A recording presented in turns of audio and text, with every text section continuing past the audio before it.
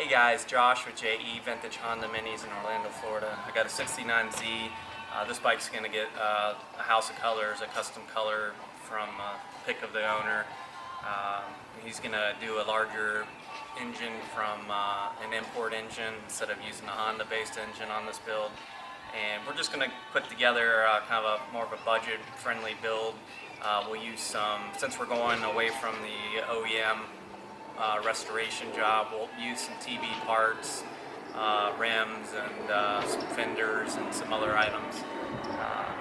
This bike was sitting in a cow pasture for a long time here in Florida, but at least it's complete. Everything looks solid. I don't see anything wrong with the frame.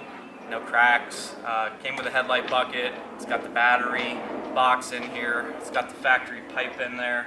So it came with some good items on it that always can be repurposed, into the build. I do need to get a new front rim.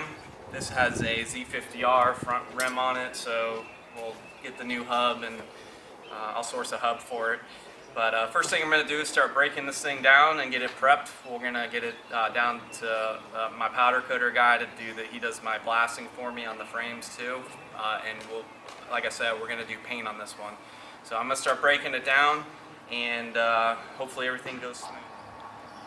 Alright, so we'll just start taking this thing apart. I used, on this one, I have just my engine box that I make. I have a video of that to rebuild an engine. I'm using an engine box below to hold the engine and just the frame up.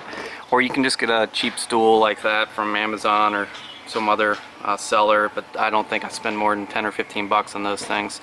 So that's how I'll hold my bike while I'm disassembling it, and then I'm going to work on just kind of, I guess, getting the rear wheel off. I'll cut the chain off, it's all rusty, just do it quick. I'll cut it off with a cut-off wheel and just kind of go around the peripheral of the bike and pull off all the little 10mm bolts and stuff that are on the frame.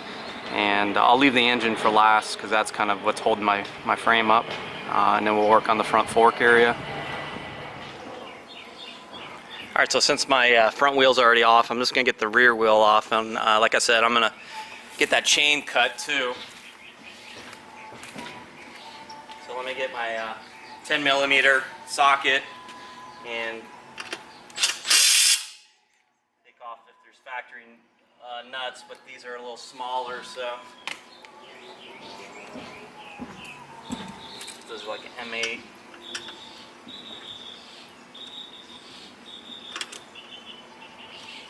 Double nut on here. So what I see, it's a screw. You have a little like machine screw coming from this side of on the inside of the rear area. So I'm going to cut the chain down here, and then I'll have to get that screw from the back side. Always something different on these bikes for me.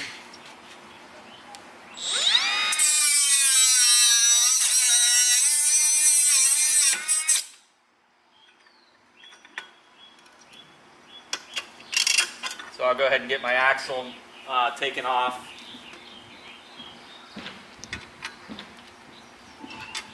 It's a 19mm on the nut.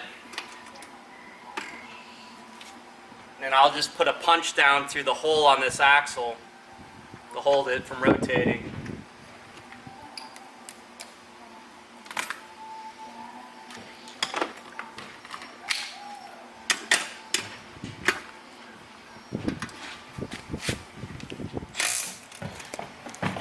So I got this brake cable loosened from the brake arm on the actual hub.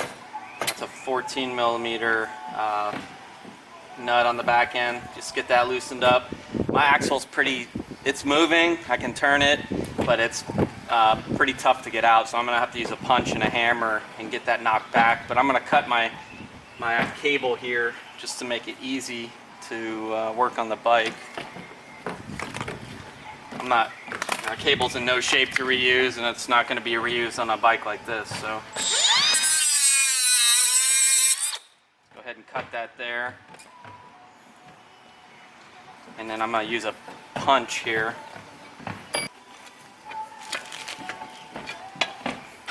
Yeah, these bikes are old, so be prepared to work to get these things taken apart if they come rough like this.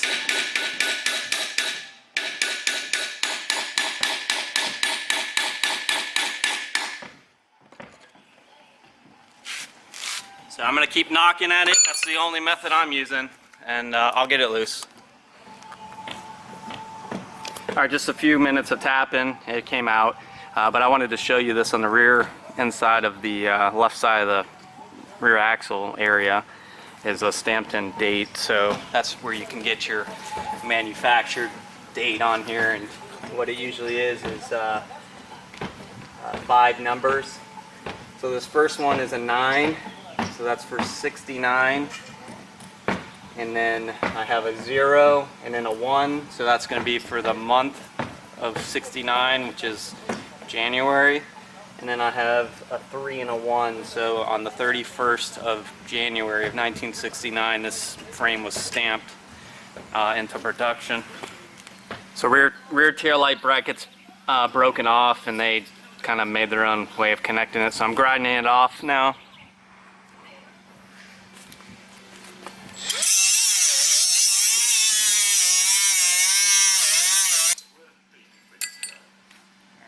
So I'll buy a new bracket for that and weld it on. And I got the fender off.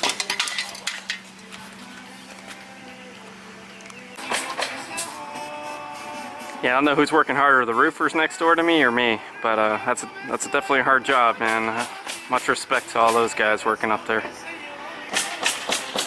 Alright, so back onto the bike here. I'm going to just take my cut-off wheel. I'm going to cut all these wires and brake cables and all that stuff. None of it's good or usable, so I'm going to do it the quick way. We'll just cut it off.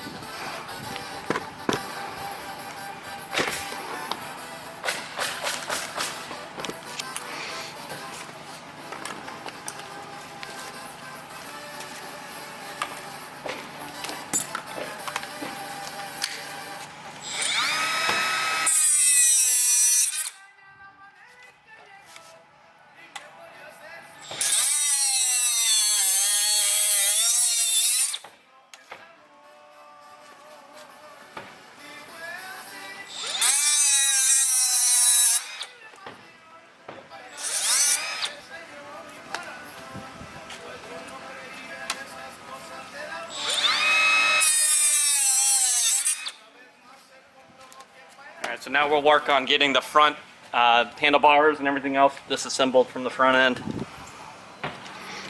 Alright, so something's not going on the right, so I'm not going to get them out by this. These bolts aren't coming up, so I'm not messing around anymore. These are all corroded. The number 8, these aren't even, yeah, the number 8's all chewed out and stuff, so I'm not going to re-zinc these anyways.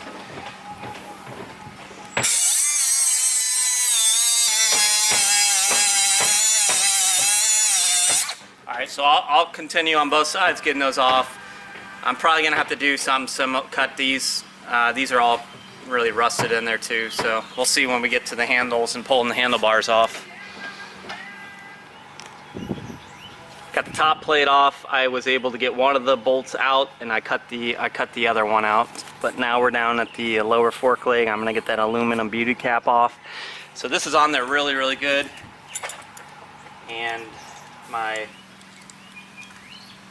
tool is having a hard time breaking this loose from this corrosion, and this little nib that goes in the slot is it's not very deep, so I'm gonna make this modify this so that my tool can go in further. This is 11/64 inch bit, so I'm gonna drill that hole a little bit deeper to give this more bite.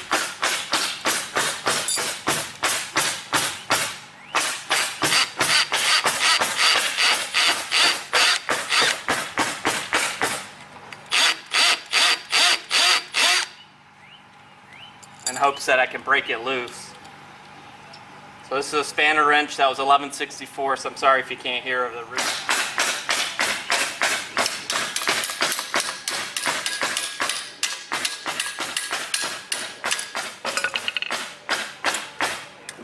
Alright, so it's turning now. Not easily, but it's turning. So I'm going to keep hammering it, it's turning. I'll do the same for the other. So if you can't get these to spin, drill a deeper hole, use a spanner wrench like I'm showing you.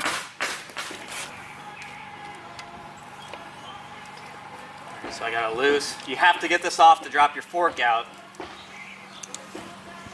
And these are aluminum, so if these are in good shape, I drilled, but it's not going to affect the functionality of these caps. But if these are aluminum and they're actually in good shape and not nicked and have deep scratches or anything, you can polish these out and make them nice and shiny again. But alright, so this is the one that I had to cut the bolt. I'm going to put this in a vise and turn this out. I'll get this out of the top.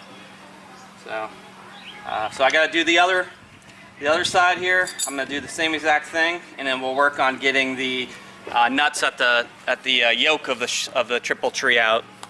Alright, so fork legs are out. Let's get the triple tree nuts out here.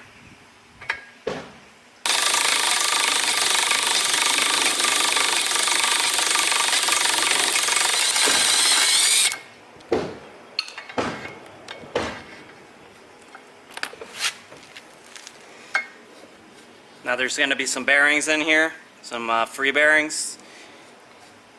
So those should drop out. You know, they'll probably drop out everywhere on you, but there's going to be 42 total, 21 on the top and 21 at the bottom. And I showed in another video, if you just spray some WD-40 on them, that cleans them up really good. This has been off before and we're missing bearings on the top. And we're missing a ton of bearings on the bottom too, so someone's already taken this apart at one point. Alright, so my front end is off. I got the two main races that are pushed in the steering stem. So I'm going to use, for this time, I have a couple different tools to use, but on this time I'm just going to use my long punch here and gently look for a lip. You know, shouldn't need too much banging to get them out. Just take your time.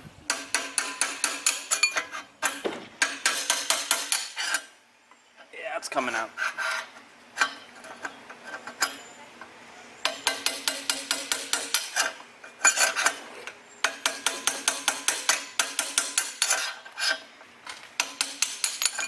Alright, so that bottom one came out here actually.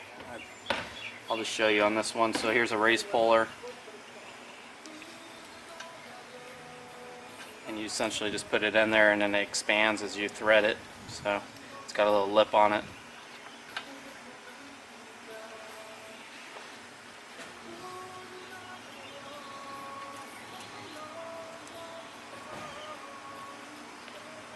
So it's in there. It's got its lip catching on the race. I'll use my punch from below here and hit it on the tool itself. And you can see it just lifts it right out.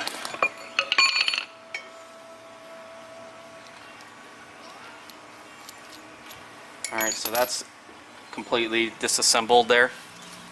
Last thing I really have to do is I'm going to pull my exhaust off the engine and pull the engine bolts off, and then I got the frame. I still have to get the battery tray out, and then after that, that's going to be, I think that's pretty much everything off and ready to have the frame blasted.